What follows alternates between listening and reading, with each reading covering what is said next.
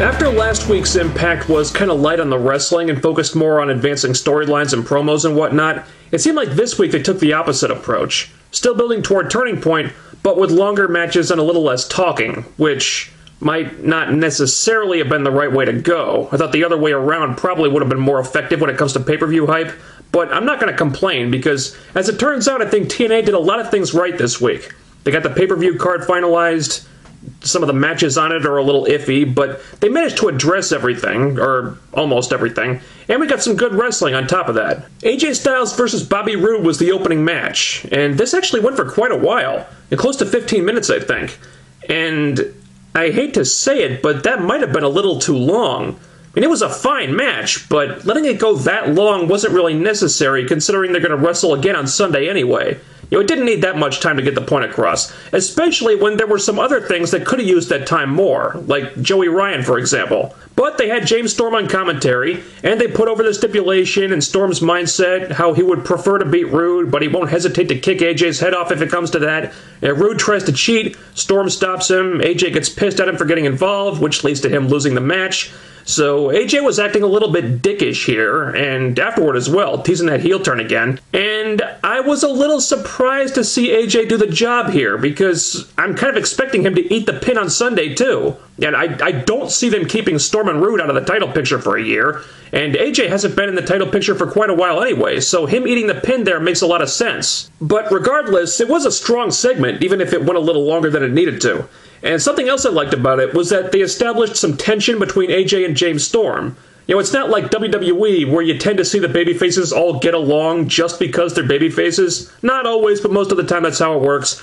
But here, they show that Storm and AJ might both be faces. AJ maybe not for much longer. But if they both want the title, there's going to be no love lost between them.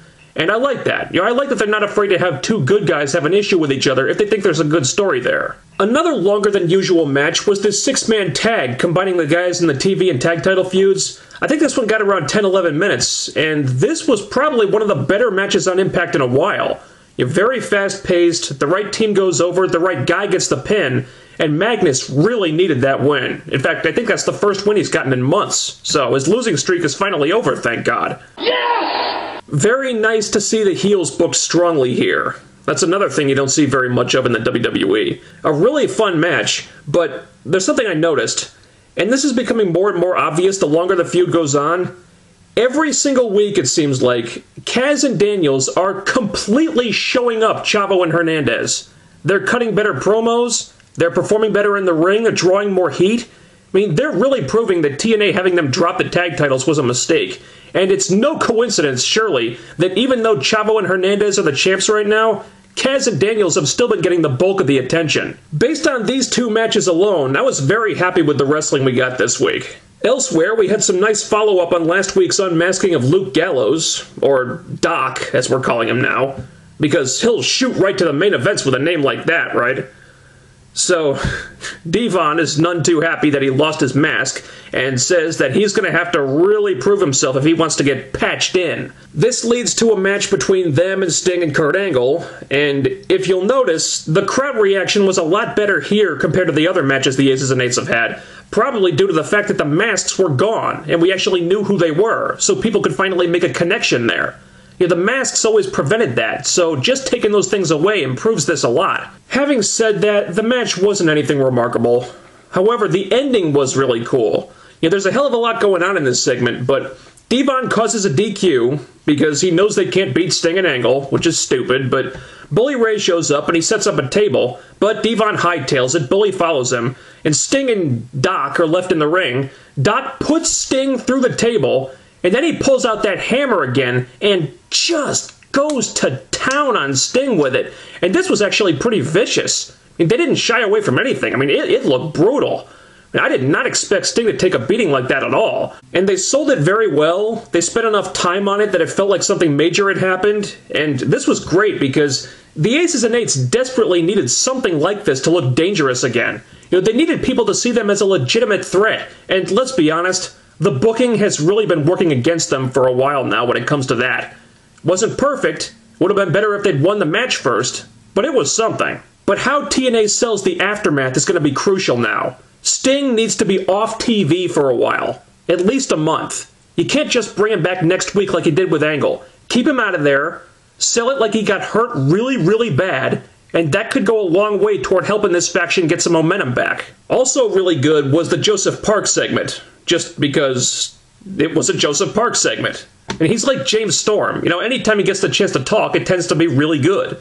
And this was no different, even though he was cutting what was essentially the same promo he cut last week until Hogan came out.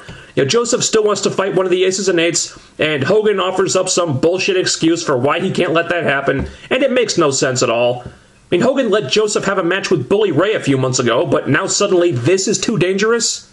What the hell's the difference? This whole show is ridiculous! So that was stupid. But then Bully Ray, of all people, comes out to talk up Joseph. He proved how tough he is, he deserves to get his revenge, blah blah blah. Finally, Hogan gives in. And Joseph and Bully were both really good here. The crowd was into it. I'm still kind of weirded out by this Bully Ray face turn, so I felt a little awkward about it, but that's my issue. That's not with the show, so it shouldn't take away from this. But here's the problem. Hogan gives Joseph a match with Doc at Turning Point. How can Hogan do this? The Aces and Eights may have access to the building, but they do not officially work for TNA. Doc does not officially work for TNA. So how the hell can Hogan book him in matches? I mean, yeah, they had that match at Bound for Glory, but that was their idea. You know, they strong-armed Hogan into making that match. But here, Hogan is booking a non-TNA employee in a match, presumably without his consent. How the hell does that work?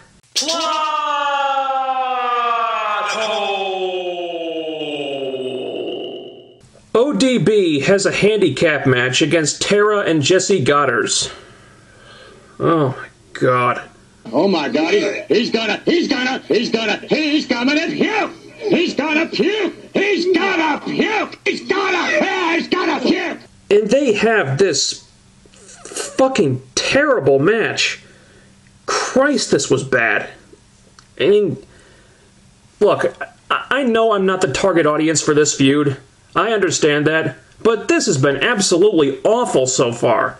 Between the three of them, Tara is the only one who's any good, but the gimmick they've stuck her with totally prevents her from delivering in the ring like she used to. And they probably feel like getting Jesse Goddard over is more important. I get that, but is this really the best booking you can come up with for him? Goddard is not very good in the ring. He needs to work with someone who can carry him. ODB can't do that. And neither can Eric Young, by the way. All he does in matches anymore is lock up with the referee, take his pants off, and act like a mental patient. And really, if you had so little confidence in Goddard that you felt like this was all he was capable of, then why did you bring him up from developmental in the first place? Did you have to waste the Knockouts title with a lame comic relief feud like this? You people are fools! We got the verdict on Christian York this week. He gets 2 yeses in a row, so a kick-out isn't necessary, and he gets a contract. And he had probably the most impressive gut check tryout so far, so I don't have a problem with this. The question is now, though, will they actually do anything with him? And will they just send him off to OVW when that probably isn't necessary? And if they start him on the main roster, will he even get on TV? You know, they've got talents with more of an upside than him that can't get on TV.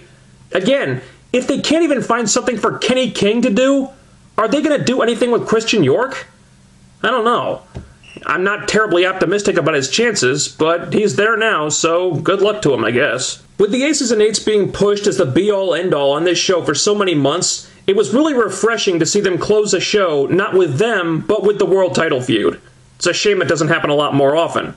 Now, Austin Aries comes out because Hogan is forcing him to return the world title belt he stole from Jeff Hardy, or else, brother. And right there, you see the huge flaw in this. How Hogan has to force Aries to give the world title belt back to Hardy when Hardy has not only done absolutely nothing to get it back himself, but has not even shown that he gives a rat's ass that Aries stole it in the first place. There hasn't been 1 second devoted to this. Not 1 second where Hardy expressed the slightest concern or anger or anything about what Aries did. So I fail to see why I should root for Hardy over Aries in this situation, and no one has been able to give me a good reason. Aries even called Hardy out on the Hogan thing. Of course, Jeff had no rebuttal, and he never once tried to get the belt back until Aries goaded him into it, saying that after he wins the title back at Turning Point, he's gonna melt Hardy's ugly-ass custom belt down and make a belt buckle out of it. Because boy howdy, what Aries wants most is Jeff Hardy's face right by his crotch. Wait a minute. So Jeff fights him off, Aries avoids the twist of fate, Hardy hangs both belts at the top of the ladder, and then Aries just pulls the ladder out from under him and poses with the belts himself, and Jeff just goes crashing and burning to the mat. That was awesome. And it was a great way to end the show. I do wish they'd pushed this feud a little harder in the last month, but they've pretty much been letting Austin Aries carry the whole thing, and I'm sure as hell not going to complain about that. Yes!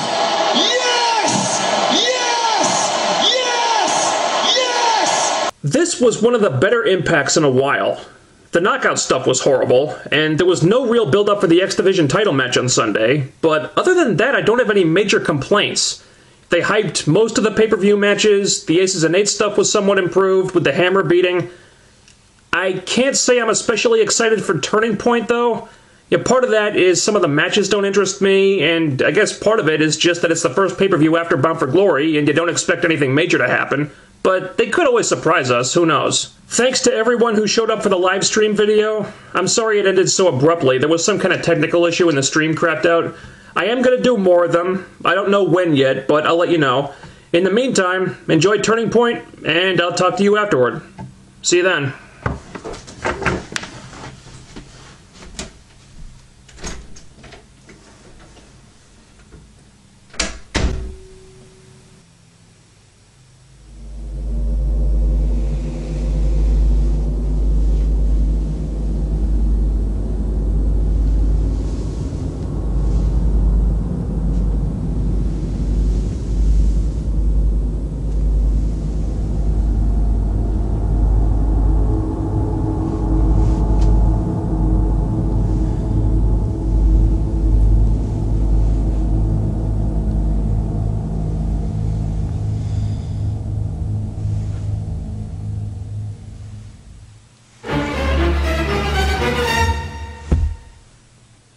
I knew it.